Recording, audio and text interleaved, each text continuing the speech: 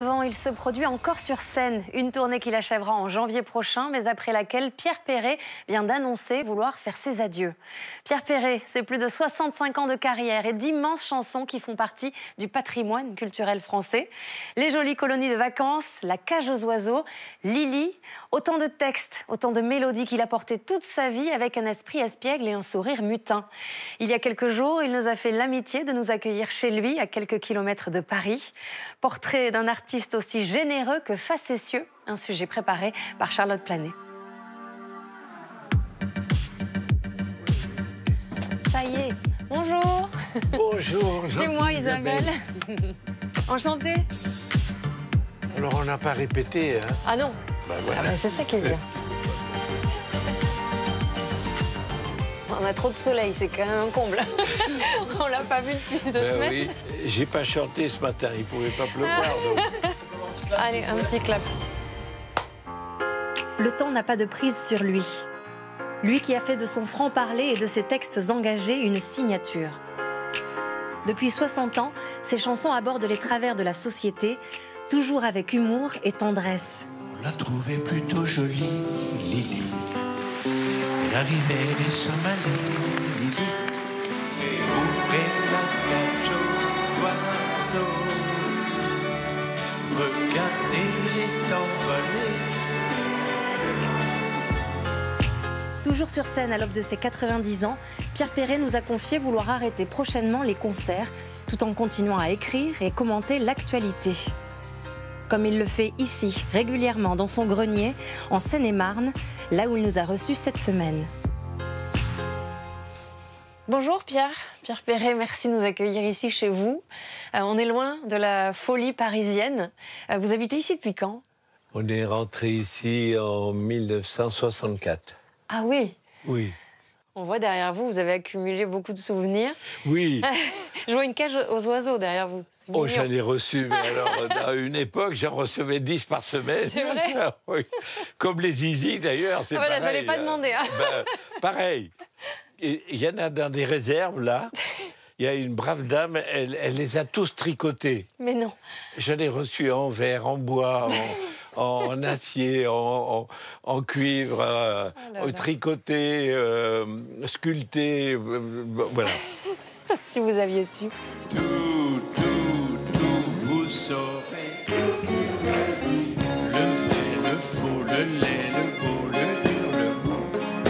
Le touffu, le petit chauffu. Le grand ridé, le montpellier. Tout, je dirai.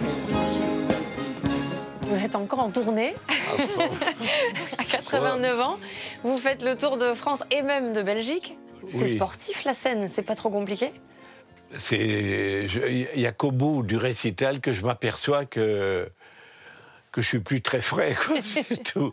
Mais je chante encore 2 heures et c'est comme si ça durait 2 minutes sur la scène. Le public est tellement attentif, il suit les moindres nuances de mon récit que ça me réjouit, et ne serait-ce que pour ça, ça m'ennuie d'arrêter. Et il va bien falloir que j'arrête.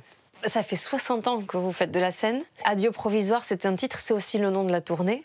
Alors forcément, ce mot provisoire, il nous interpelle. Ben oui. Vous n'avez pas encore décidé. Tant que c'est provisoire, voilà, exactement. Mais bon, je sens bien que... j'ai un pied sur le mot de la fin, où il va bien falloir que je fasse un jour mon dernier concert, et c'est pas si loin que ça, parce que là, je voudrais tellement pas décevoir les gens qui m'aiment, commencer à bredouiller sur scène, avoir des trous de mémoire, commencer à perdre mes légumes, là, ça me plairait pas.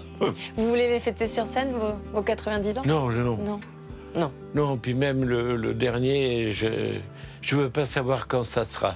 Il y aurait trop d'émotions? Oui, je me connais. Et vous voulez pas montrer ça à votre public? Pourquoi? Bah, parce que je suis fait comme ça. Ce stylo, avouez, vous n'allez pas le lâcher, même si vous arrêtez la scène? Non, alors non, j'ai toujours envie d'écrire. J'ai très, très envie tout le temps. Sinon, je ne ferai pas. J'ai aucune astreinte. Même ma femme m'y pousserait pas, alors, parce qu'elle, elle a envie de se reposer. Moi, pas tout de suite encore, là. Ah, c'est votre droit. Vous avez plus de 500 chansons à votre actif. Vous avez le don de capter l'air du temps. J'ai l'impression que ce qui se passe autour de vous vous inspire énormément. J'ai l'impression, depuis tout le temps, d'avoir été un témoin de mon temps, par l'écriture. Voilà. Et ça, j'ai toujours été très observateur. Et c'est pour ça que très tôt, j'ai écrit des chansons comme Lily, par exemple, ou Mon petit loup, sur des tas de sujets. J'ai abordé des tas de sujets. Dieu sait s'il y en a des petits loups aujourd'hui dans la période qu'on traverse, qui en bavent. Donc j'ai laissé une ambiguïté. T'en fais pas, oublie-les, les petits cons qui t'ont fait ça. Ça peut pas être mieux illustré que ce qui se passe aujourd'hui. T'en fais pas, mon petit loup, c'est la vie, ne pleure pas. Oublie-les petits cons qui t'ont fait ça. Vous avez commencé, vous aviez 18-20 ans, la musique. Oui. Vous avez vu passer beaucoup d'époques, parce que vous êtes né avant la Deuxième Guerre mondiale. Oui. En ce moment, on vit une période très difficile. Les guerres, le racisme, la violence, j'imagine que ça vous inspire. Est-ce que le fait de le traiter avec ambiguïté ou humour, ça facilite le message? Vous savez, j'ai traité de toutes les façons, déjà, ces thèmes-là. Je veux dire, l'antisémitisme, la bêtise du racisme, etc., je l'ai chanté dans une chanson qui s'appelle « La bête est revenue ». Moi, j'ai qu'une envie, c'est sans arrêt de me battre. Mais je n'ai jamais su me battre qu'avec mon stylo. C'est tout ce que je sais faire. Et c'est déjà pas mal? Bah, je fais ce que je peux. Alors, vous faites partie des rares artistes ou personnalités qui ont donné leur nom de leur vivant à des établissements. Je pense à des écoles, notamment. Je passe mon temps à faire des inaugurations partout. Vos chansons sont étudiées à l'école, d'ailleurs? Oui, oui. Donc pas il y juste a votre longtemps, nom? ça, oui, oui, bien sûr. Ça, c'est quelque chose qui vous touche, qui vous rend fier? Ça, c'est le plus grand honneur de toute ma vie. Quand on vous voit, quand on discute avec vous, on n'arrive pas à croire. Votre âge, j'ai l'impression d'avoir un enfant en face de moi. C'est quoi votre secret? Je mange des nouilles. Comme les enfants. Avant d'entrer en scène. C'est vrai. Parce que sinon, je C'est de tiens pas le l'énergie. coup. Oui, ben, 3 heures avant, je mange une grosse assiette de pâtes. Voilà, c'est tout. Et pour garder cet œil qui pétille, alors, c'est quoi? Je pense que la principale chose qu'il faut savoir faire, c'est traverser la vie en faisant ce qu'on aime.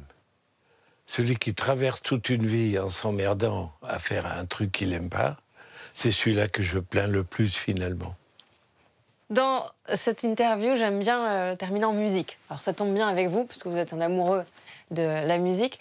C'est vous qui choisissez un titre, mais pas forcément des vôtres. Hein. Un titre que vous aimez peut-être écouter en ce moment, ou un titre qui reflète le Pierre Perret d'aujourd'hui. Est-ce que une chanson vous vient à l'esprit? Une des chansons que j'ai toujours aimé retrouver, c'est Wonderful World, chanté par Armstrong. Et ça me tire des larmes à chaque fois. Voilà. Alors on va finir avec...